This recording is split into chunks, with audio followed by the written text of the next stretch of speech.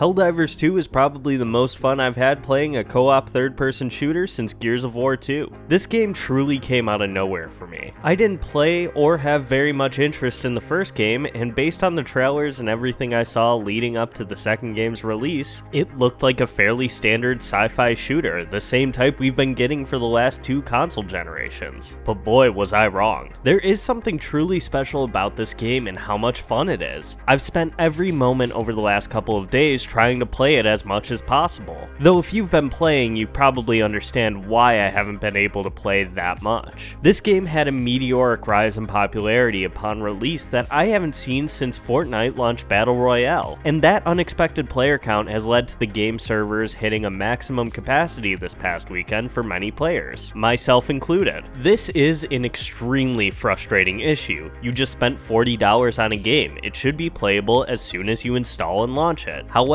I think players need to realize just how surprising the game's popularity has been to the devs, in addition to the thousands of new players ready to kill some bugs. Looking at the Steam charts, Helldivers 2 is currently the third most popular game on the platform, behind the free-to-play mainstays of Dota 2 and Counter-Strike 2. There are over 350,000 people currently playing, and that isn't even counting the number of PS5 players. The all-time peak for the game, which has only been out for a little over a week, is around 370,000. Supposedly, Friday night hit 400,000 active players when the server shut down. In comparison, the original Helldivers had an all-time peak of 6,691 players back in 2017. That means the Helldivers community has grown 57 times larger in the last week. I know this is really annoying for players. I'm pretty annoyed I can't play as much as I wanted to already, and it's making coordinating with my friends even harder. And trying to convince my other friends to pick up the game is a nightmare, but it's a really good indication that Helldivers 2 will have a very positive post-launch life, seeing how unexpectedly well the game is already doing. This is the type of game that is already launched avoiding many of the anti-consumer pitfalls that so many live service games immediately fall into.